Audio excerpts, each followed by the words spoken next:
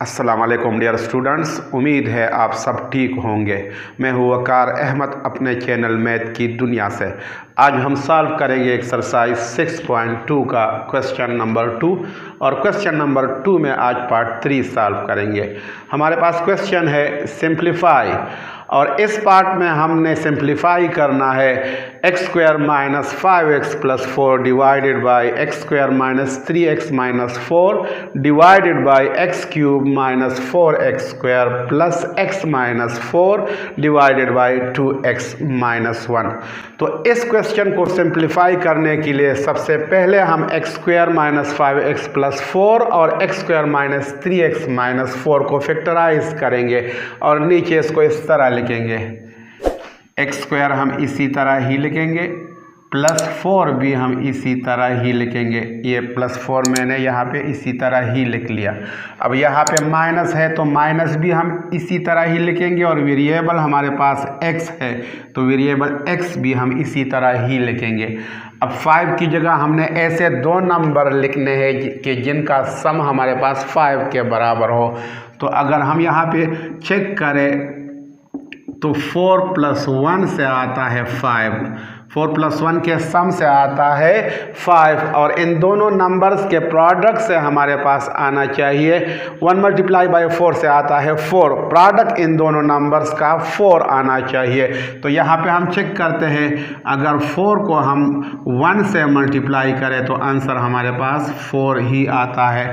तो अब हम क्या करेंगे, अब हम इस 5 की जगह यहाँ पे लिखेंगे 4 + 1 और इसी तरह हम नीचे x² इसी तरह ही लिखेंगे, -4 भी इसी तरह ही लिखेंगे और यहाँ पे माइनस है तो ये माइनस भी हम इसी तरह ही लिखेंगे और वेरिएबल x भी हम इसी तरह ही लिखेंगे। अब 3 की जगह हम ऐसे दो नंबर्स देखेंगे कि उनके सम से हमारे पास 3 आए। तो अगर 4 से हम 1 को सब्ट्रैक्ट करें, अगर 4 से हम 1 को सब्ट्रैक्ट करें तो हमारे पास आंसर आता है 3 और इन दोनों नंबर्स के प्रोडक्ट से हमारे पास आना चाहिए 1 × 4, 1 × 4 = 4। तो अगर हम चेक करें 4 को 1 से अगर हम मल्टीप्लाई करें तो इनसे 4 ही आता है, 4 × 1 = 4। तो यहाँ पे हम इस 3 की जगह लिखेंगे 4 - 1 और इसके बाद यहाँ पे डिवाइड है, इस डिवाइड को हम मल्टीप्लाई साइन से रिप्लेस करेंगे और यहाँ पे जो डिनोमिनेटर में 2x - 1 मौजूद है इसको हम ऊपर लिखेंगे, 2x - 1 हम ऊपर लिखेंगे और ये न्यूमरेटर हम नीचे लिखेंगे। तो यहाँ पे हम इसको लिखेंगे x³ - 4x² प्लस x - 4। यहाँ पे डिनोमिनेटर हमने ऊपर लिख लिया और न्यूमरेटर हमने नीचे लिख लिया, इसलिए कि यहाँ पे जो साइन था, डिवीजन का जो साइन है वो हमने रिप्लेस किया मल्टीप्लिकेशन के साइन से। अब नेक्स्ट स्टेप में हम इसको मज़ीद सिंप्लीफाई करेंगे और इसको इस तरह लिखेंगे, x², इस माइनस को हम यहाँ पे प्लस है उसके साथ मल्टीप्लाई करेंगे, माइनस मल्टीप्लाई बाय प्लस से आता है माइनस, 4 मल्टीप्लाई बाय x से आता है 4x। अब इस माइनस को इस प्लस के साथ मल्टीप्लाई करेंगे, माइनस मल्टीप्लाई बाय प्लस से आता है माइनस और 1 को हम मल्टीप्लाई करेंगे x के साथ, 1 मल्टीप्लाई बाय x से आता है 1x और प्लस 4 हम इसी तरह ही लिखेंगे। इसी तरह यहाँ पे हमारे पास है x² तो ये हम इसी तरह ही लिखेंगे। अब ये माइनस मल्टीप्लाई होगा यहाँ पे जो प्लस है उसके साथ, माइनस मल्टीप्लाई बाय प्लस से आता है माइनस और 4 मल्टीप्लाई होगा x के साथ, 4 मल्टीप्लाई बाय x से आता है 4x।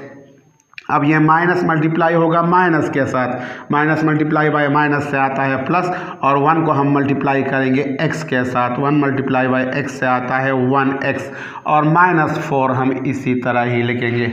इसके बाद यहाँ पे है मल्टीप्लाई तो ये हम इसी तरह ही लिखेंगे, 2x - 1 भी हम इसी तरह ही लिखेंगे। अब यहाँ पे हमारे पास दो पेयर है, एक पेयर ये है दूसरा ये है, तो दोनों पेयर से हम अलग अलग कॉमन लेंगे।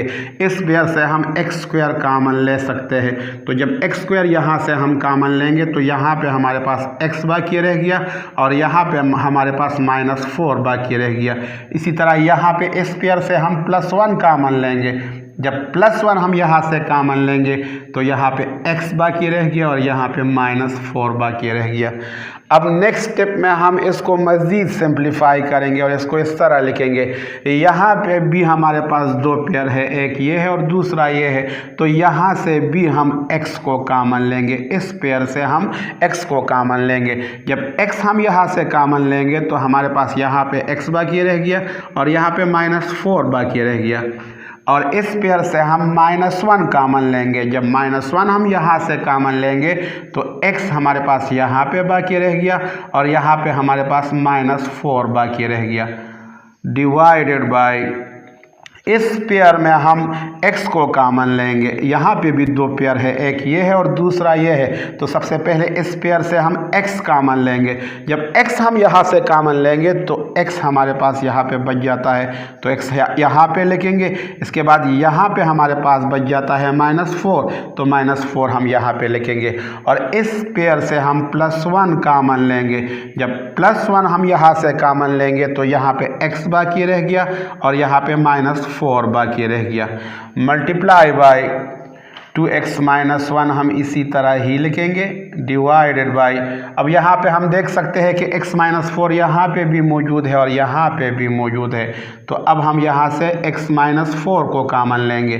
जब x - 4 हम यहाँ से कॉमन लेंगे तो यहाँ पे बाकी बच जाता है x², तो x² हम यहाँ पे लिखेंगे और यहाँ पे +1 बाकी रह गया, तो +1 हम यहाँ पे लिखेंगे।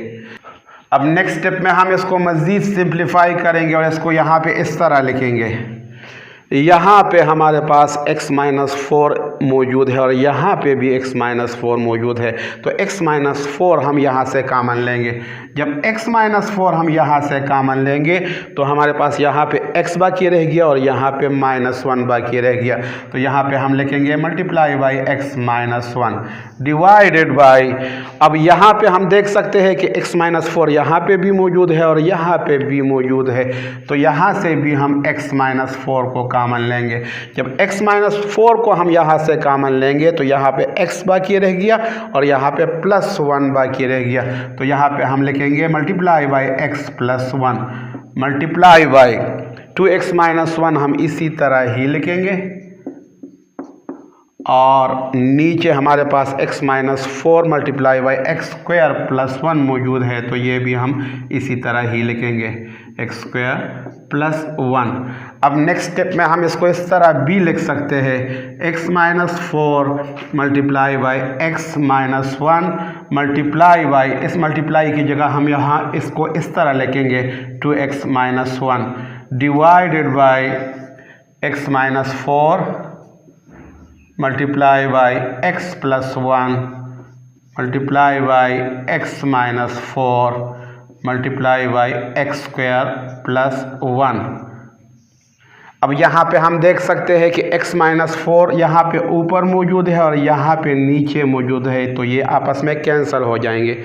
तो फाइनली अब इसको हम यहाँ पे इस तरह लिखेंगे,